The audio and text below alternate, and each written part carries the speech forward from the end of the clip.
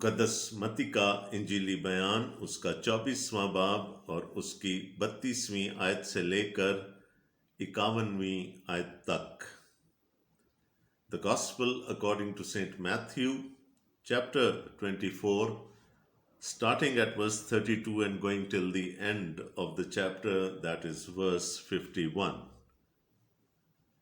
इंजील जलील में यूं लिखा है, अब इंजीर के दरख्त से एक तमसील सीखो।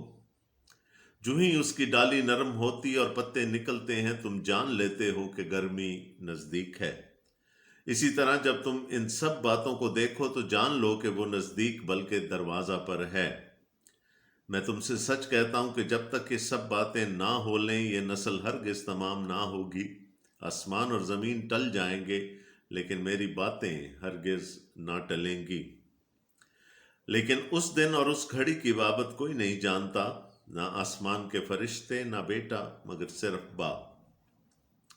जैसा नूह के दिनों में हुआ, वैसा ही इब्ने आदम के आने के वक्त होगा। क्योंकि जिस तरह तूफान से पहले के दिनों में लोग खाते पीते और ब्याह शादी करते थे, उस दिन तक के नूह कश्ती में दाखिल हुआ, और जब तक तूफान आकर उन सब को बहा ना ले गया, उनको खबर ना हुई, उसी तरह इब्ने आदम का आना होगा।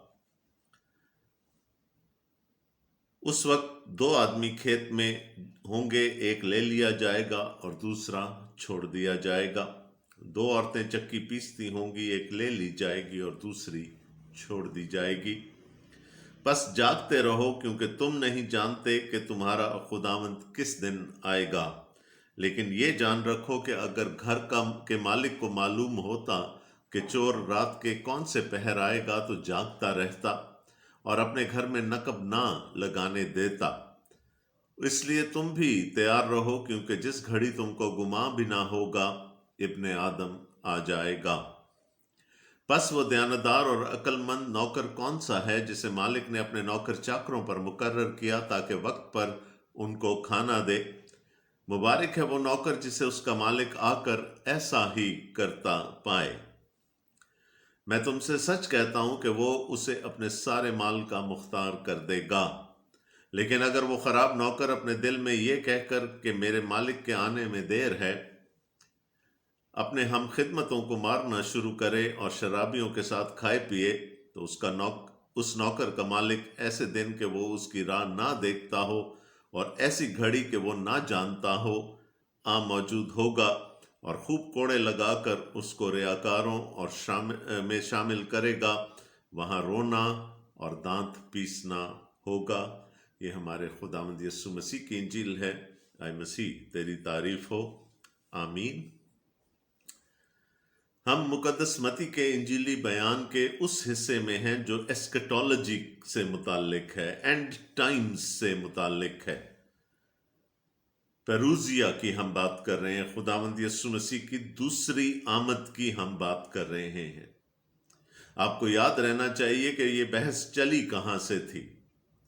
खुदावंद यीशु मसीह ने यरूशलेम के बारे में कहा था कि तुम्हारा घर तुम्हारे लिए वीरान कर दिया जाएगा, और शागिर्दों ने बड़े फख्र से हैकल की तरफ यस्सु की तवज्जो दिलाकर कहा था कि जब तक ये इमारतें बाकी हैं, जब तक खुदा की हजूरी का ये निशान हमारे दरमियान बाकी है, हमें कोई कुछ नहीं कह सकता। और फिर यस्सु ने कहा कि वो दिन आता है कि कोई पत्थर पर बाकी ना रहेगा। बाद में कोहे जैतून पर, जिसकी निस्बत से इसको ओलिवेट डिस्कोर्स भी कहा जाता है, शागिर्दों ने यीशु से दो सवाल किए कि ये बातें कब होंगी, यानी हैकल का गिराया जाना, यरूशलेम की तबाही कब होगी, और तेरा आना कब होगा और उसका क्या निशान होगा। दो सवाल किए उन्होंने, और फिर खुदावंद यीशु मसीह ने बता दिया कि एक निशान है यरूशलेम की तबाही का, और वो उन्होंने दानियल नबी के सहीफे से कोट किया। उजाड़ने वाली मकरू चीज़ को जिस दिन हैकल में देखो, समझ लेना कि यरूशलेम की तबाही आ गई। और अपने आने का भी एक ही निशान बताया कि जब इब्ने आदम का निशान बादलों में जाहिर होगा, उस घड़ी इब्ने आदम आएगा। اور اس کے درمیان جنگیں بھی ہوں گی، اس کے درمیان بھونچال بھی آئیں گے، کال بھی پڑیں گے، لوگ گمراہ بھی ہوں گے، ہر قسم کی بری باتیں ہوتی رہیں گی۔ اگر اس کو میں ایکویٹ کرنا چاہوں مکاشفہ کی کتاب اور اس کے 6 باب سے، مکاشفہ کی کتاب کی بنیاد خداوند یسوع مسیح کی یہ تعلیم ہے۔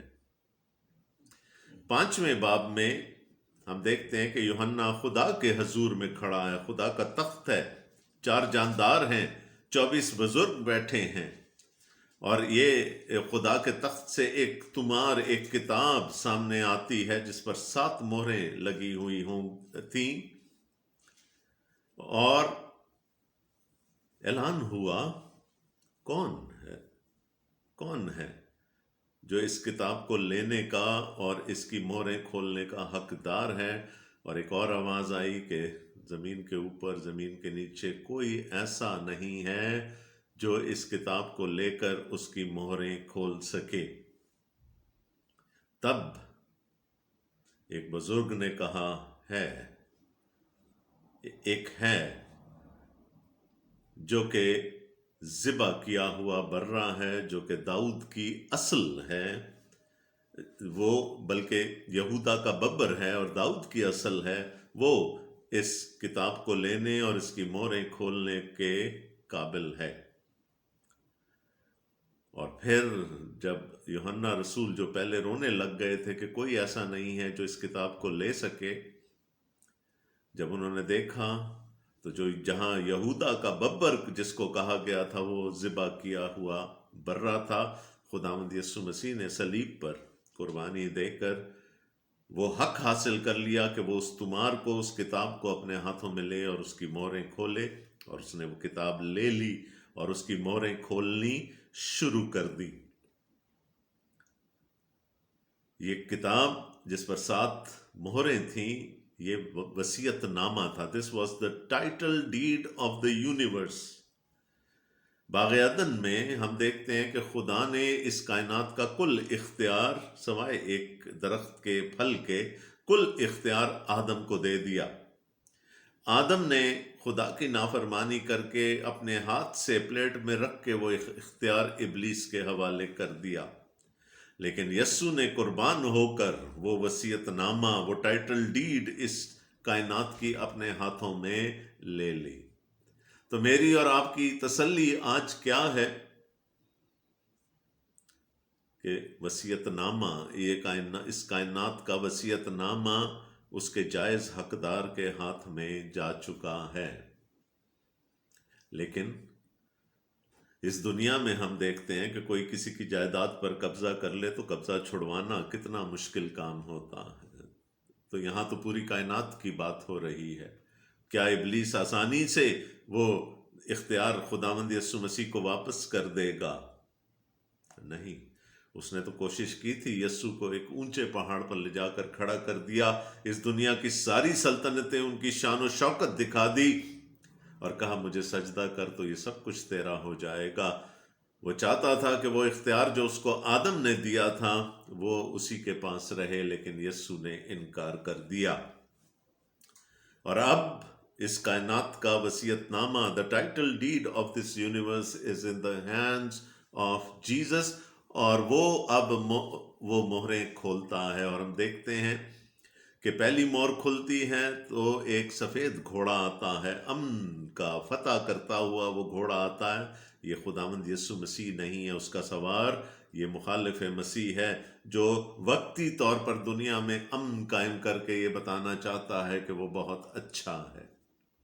اور دنیا میں ایسا بہت مقامات پر ہوا، بہت سارے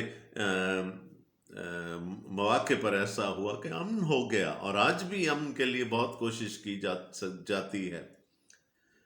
کون یہ پریڈکٹ کر سکتا تھا کہ امریکہ افغانستان سے بغیر کسی خون خرابے کے چلا جائے گا، اپنی املاک کو چھوڑ کر چلا جائے گا؟ لیکن ہوا، امن سے ہو گیا، اور ایسا ہر دور میں ہوتا رہا۔ پہلی جنگ عظیم سے پہلے ہٹلر کو ایمبیسیڈر آف پیس کہا گیا اس دنیا میں، اس کے بعد جنگ ہوئی. اس کے بعد دوسری مور کھلی تو لال گھوڑا آ گیا اور اس کے سوار کے ہاتھ میں تلوار دے دی گئی کہ وہ قتل کرے، لوگوں کو مار ڈالے. آتشی رنگ کا لال گھوڑا، خون کے رنگ کا گھوڑا. اور تیسری مہر کھلی تو ایک کالا گھوڑا آیا جس نے کال برپا کر دیا اور چیزیں مہنگی ہو گئیں. اور پھر آخر میں جب چوتھی مور کھلی تو ایک زرد گھوڑا آیا جس نے وبا سے اور بھونچال سے اور دوسری جو نیچرل کلیمٹیز ہوتی ہیں اس سے چوتھائی دنیا کو ہلاک کرنا شروع کر دیا. یسوع نے بھی یہی کہا تھا نا، تم دیکھو گے لوگ آئیں گے، جھوٹے نبی آئیں گے، تمہیں گمراہ کریں گے، سلطنت پر چڑھائی کرے گی. پہلا گھوڑا سفید، امن کے دنوں میں ایسے جھوٹے نبی اٹھ کھڑے ہوں گے جو لوگوں کو گمراہ کریں گے. پھر جنگیں ہوں گی، جنگوں کی افواہیں ہوں گی. لال گھوڑا، یسوع نے کہا پھر اس کے بعد کال آئے گا، کالا گھوڑا، اور اس کے بعد وبا اور بھونچال اور یہ ساری چیزیں آئیں گی. پیلا گھوڑا، 4 مہریں کھل چکی. لیکن اس کے بعد جب 5ویں اور 6ٹھی مہریں کھولی جائیں گی تو پھر بڑی مصیبت شروع ہوگی جس کے بارے میں خداوند یسوع مسیح نے کہا کہ اس کی کوئی برداشت نہیں کر سکے گا، لیکن برگزیدوں کے لیے وہ دن گھٹا دیے جائیں گے.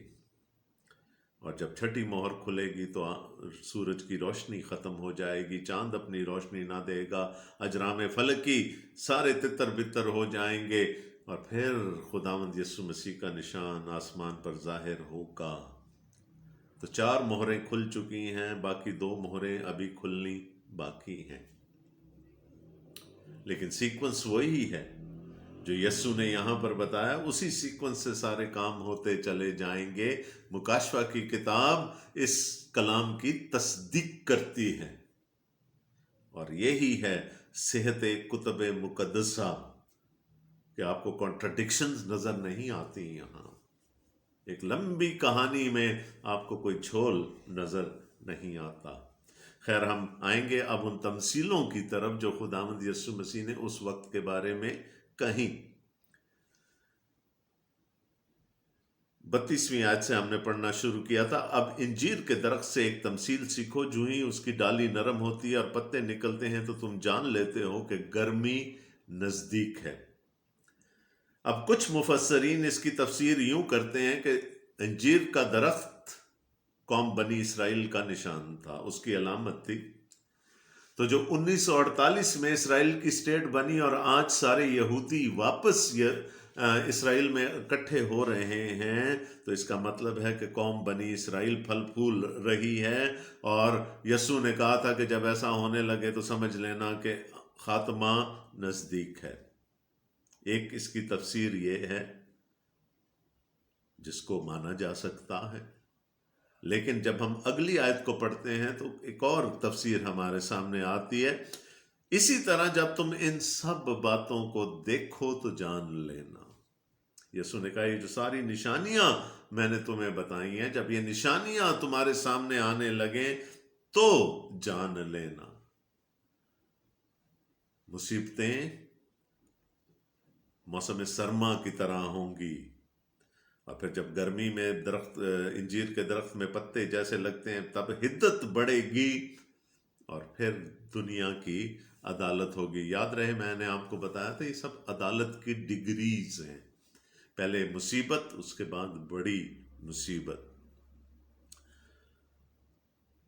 تو دیکھو تو جان لو کہ وہ نزدیک بلکہ دروازہ پر ہے. خداوند یسوع مسیح نے کہا میں نے تمہیں خبردار کر دیا تاکہ کوئی تمہیں گمراہ نہ کرے. تمہیں بتا دیا، میں تم سے سچ کہتا ہوں کہ جب تک یہ سب باتیں نہ ہو لیں یہ نسل ہرگز تمام نہ ہوگی. غالباً خداوند یسوع مسیح کا اشارہ سقوط یروشلم کی طرف تھا. 70 عیسوی میں بہت سارے لوگ جو اس وقت یسوع کو سن رہے تھے وہ اس وقت تک زندہ تھے، اور انہوں نے اپنی آنکھوں سے یروشلم کو تباہ ہوتے دیکھا، ہیکل کو تباہ ہوتے دیکھا. آسمان اور زمین ٹل جائیں گے لیکن میری باتیں ہرگز نہ ٹلیں گی. ہو نہیں سکتا کہ جو مجسم کلام ہو اس کے منہ کی کوئی بات ٹل جائے. خدا کے کلام نفسی اور کلام لفظی، the written word of God and the living word of God، دونوں صادق ہیں، دونوں صداقت پر مبنی ہیں. اس لیے ان میں سے کوئی چیز ایسی نہیں ہوگی جو کہ پوری نہ ہو. خداوند یسوع مسیح نے کہا جو کچھ میں نے کہہ دیا وہ کہہ دیا، یہ سب کچھ ہوگا. یاد دکھائی تھیں عمارتیں، دکھائی تھیں کہ دیکھیے عمارتیں ابھی کھڑی ہیں تو کیسے یہ شہر تباہ ہو سکتا ہے. تو یسوع نے کہا کہ جو میں نے کہہ دیا یہ ہوگا، یہ اٹل ہے، یہ خدا کا کلام ہے، اور کلام کبھی باطل نہیں ہو سکتا. کلام الہی کبھی باطل نہیں ہو سکتا، چاہے لوگ ہمیں یہ دن رات سناتے رہیں. یہ بات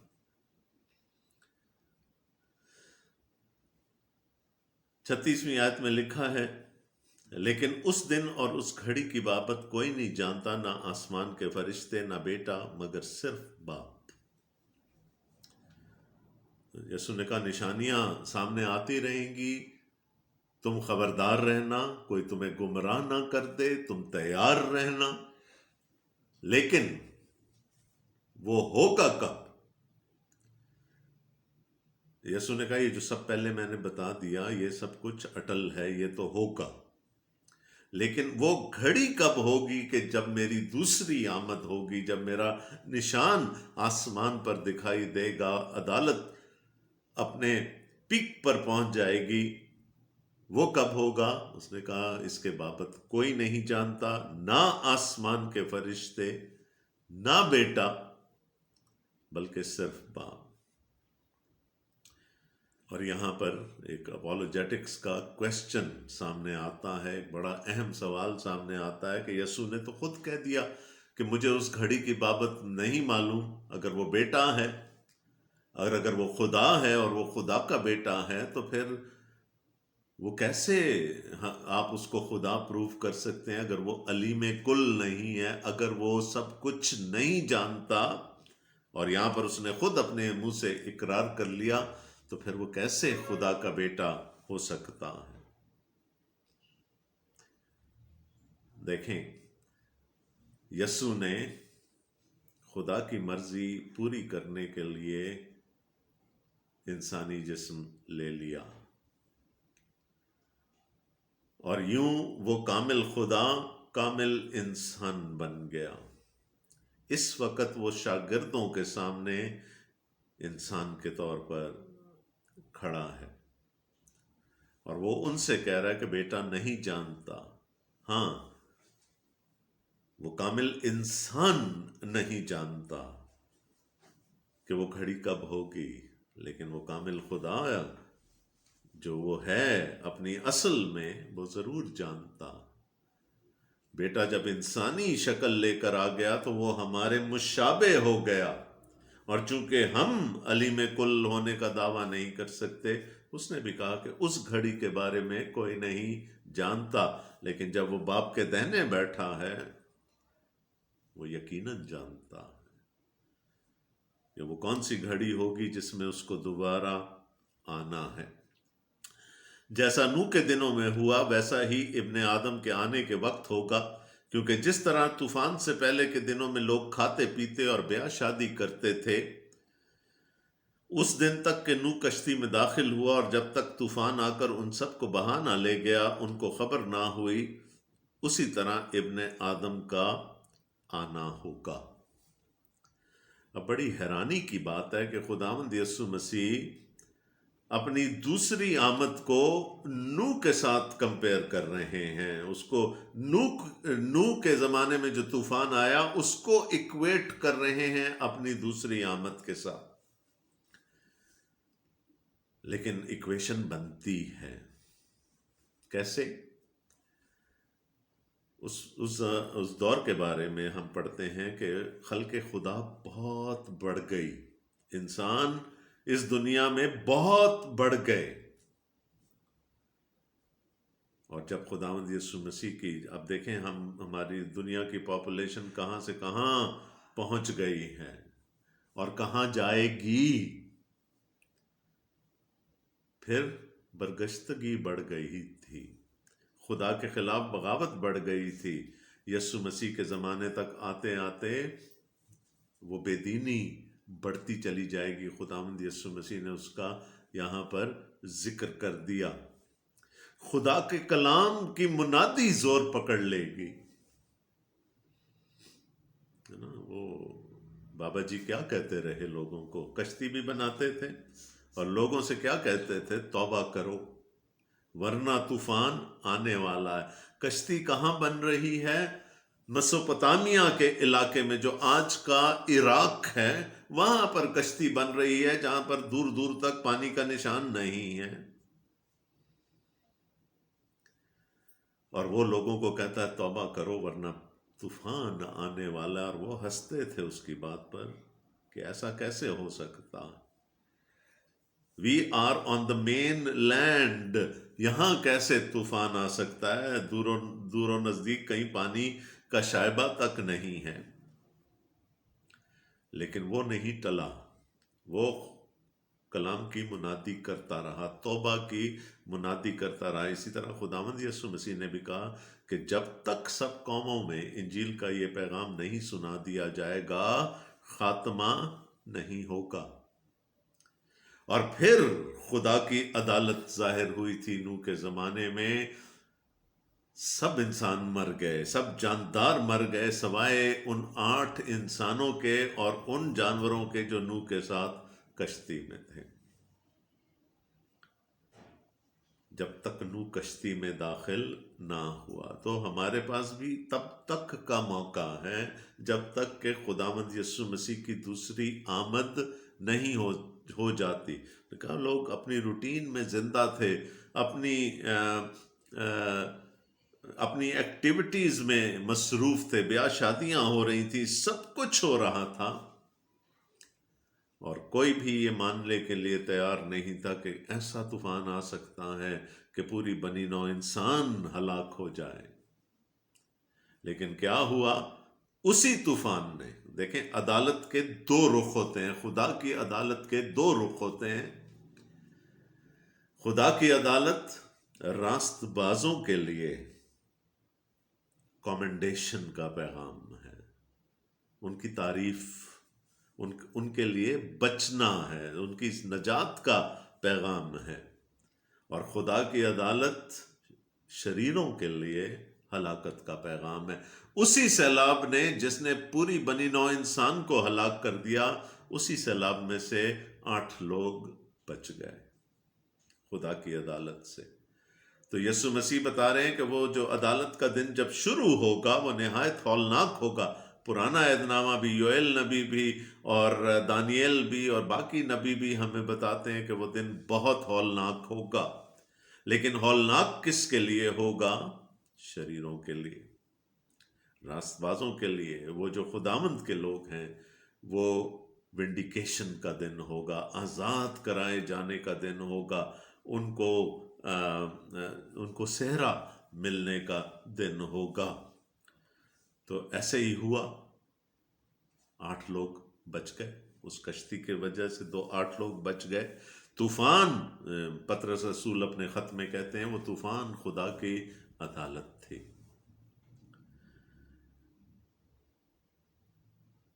اور یسوع مسیح اب آگے بتا رہے ہیں کیا ہوگا۔ جس طرح وہ 8 لوگ بچ گئے تھے، باقی سب مر گئے، اس وقت 2 آدمی کھیت میں ہوں گے، ایک لے لیا جائے گا اور دوسرا چھوڑ دیا جائے گا۔ جو شریر ہے وہ مارا جائے گا، عدالت میں ابدی ہلاکت میں داخل ہوگا، لیکن جو راست باز ہے، جو خدا کا چنا ہوا ہے، وہ ابدی زندگی میں داخل ہوگا۔ محنت دونوں کر رہے ہیں، ایک ہی سا کام کر رہے ہیں، لیکن خدا اپنے بندوں کو اٹھا لے گا۔ کیسے اٹھائے گا؟ جیسے اس نے طوفان میں ان 8 جانوں کو اٹھا لیا تھا۔ 2 عورتیں چکی پیستی ہوں گی، ایک لے لی جائے گی اور دوسری چھوڑ دی جائے گی۔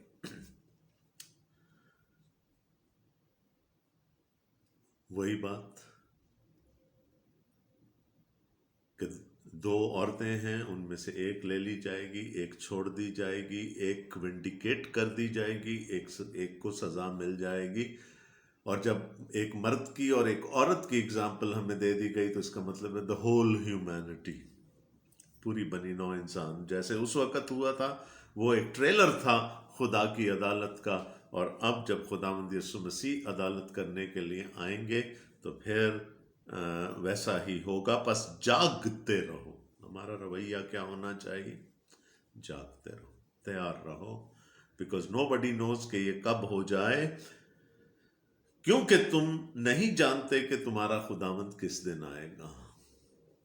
اور پھر اس کو ایکویٹ کرتے ہیں، لیکن یہ جان رکھو کہ اگر گھر کے مالک کو معلوم ہوتا کہ چور رات کے کون سے پہر آئے گا تو جاگتا رہتا اور اپنے گھر میں نقب نہ لگانے دیتا. اس لیے تم بھی تیار رہو، کیونکہ جس گھڑی تم کو گمان بھی نہ ہوگا ابن آدم آ جائے گا. So nobody knows the time, the date, the hour.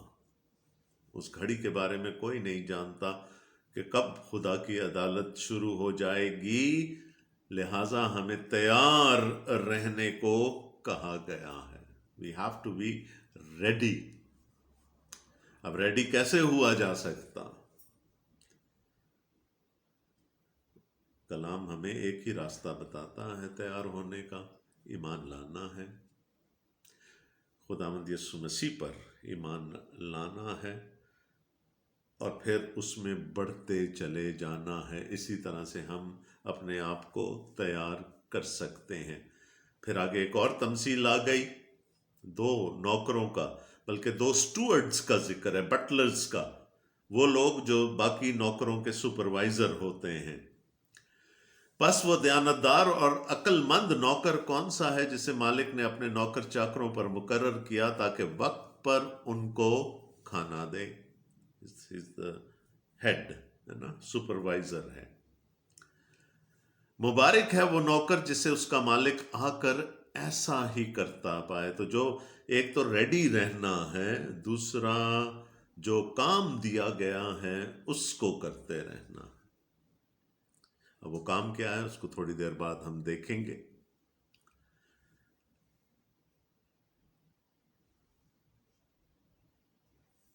اگر وہ اس کو وہی کرتے پائے گا جو اس کو کہہ کر گیا تھا تو کیا ہوگا، اس کو کیا ریوارڈ ملے گا؟ میں تم سے سچ کہتا ہوں کہ وہ اسے اپنے سارے مال کا مختار کر دے گا، اور اس کا درجہ بلند ہو جائے گا، اس کی پروموشن ہو جائے گی. He will be set above many others. لیکن کون؟ جو دیانتدار ہے، جو وہی کام کر رہا ہے جو اس کا مالک اس کو دے کر گیا تھا. لیکن اگر وہ خراب نوکر، اب دوسرے نوکر کا ذکر ہے، کمپیریٹیو. وہ دو آدمی تھے نا کھیت میں، ایک اٹھا لیا گیا، ایک چھوڑ دیا گیا. دو عورتیں تھیں چکی پیس رہی تھیں، ایک اٹھا لی گئی، ایک چھوڑ دی گئی. تو وہ نوکر جو مالک کے واپس آنے پر وہی کام کر رہا ہوگا جو اس کو مالک دے کر گیا تھا، تو پھر اس کے لیے تو پروموشن ہے، اس کے لیے تو ونڈیکیشن ہے، اس کی تو قدر منزلت اور بڑھا دی جائے گی. لیکن اگر وہ خراب نوکر اپنے دل میں یہ کہہ کر کہ میرے مالک کے آنے میں دیر ہے، اپنے ہم خدمتوں کو مارنا شروع کرے اور شرابیوں کے ساتھ کھائے پیے، وہ جب آئے گا دیکھی جائے گی، let me enjoy my self, تو اس نوکر کا مالک ایسے دن کہ وہ اس کی راہ نہ دیکھتا ہو اور ایسے گھڑی کہ وہ نہ جانتا ہو موجود ہوگا. اور پھر کیا ہوگا؟ ایک اور باب بھی اسی بات پر ختم ہوا تھا، اور خوب کوڑے لگا کر اس کو ریاکاروں میں شامل کرے گا، وہاں رونا اور دانت پیسنا ہوگا. تو جب عدالت ہوگی تو ایک طرف ابدی ہلاکت ہوگی، دوسری طرف ابدی زندگی ہوگی، بیچ کا کوئی ایریا نہیں. اور میں بار بار یہ کہتا ہوں کہ بائبل مقدس میں there are no shades of grey, either it is black or it is white. اس طرف یا اس طرف، یا ابدی ہلاکت میں یا ابدی زندگی میں. تو دو کام کہے خداوند یسوع مسیح نے، تیار رہو. اور تیاری کیسے کرنی ہے؟ تیاری ویسے کرنی ہے کہ جو کام مالک دے کر گیا ہے اس کام میں مصروف رہنا ہے. اب وہ کام کون سا ہے جس کو کرنے کے لیے وہ کہہ کر گیا تھا، وہ آگے آئے گا، 28ویں باب میں آئے گا، اس انجیلی بیان کے آخر میں آئے گا، جس کو ہم ارشاد اعظم کہتے ہیں۔ جاؤ اور سب قوموں کو، غیر قوموں کو شاگرد بناؤ اور ان کو تعلیم دو اور ان کو باپ اور بیٹے اور روح القدس کے نام میں بپتسمہ دو۔ یہ ہے کام جو وہ دے کر گیا ہے۔ تو جس کو یہ کام کرتے ہوئے پائے گا واپس آ کر، اس کو وہ اور زیادہ مرتبہ دے گا، اس کو اور زیادہ مختار بنا دے گا۔ جو یہ کام نہیں کرتا ہوگا، جو اس پر ایمان نہیں لایا ہوگا، پھر وہ اس کے لیے ابدی ہلاکت ہے۔ تو ہمیں تیار رہنا ہے۔ یہی پیغام ہے انجیل کا، یہی پیغام ہے اس باپ کا۔ خداوند آپ سب کو بڑی برکت دے، آمین۔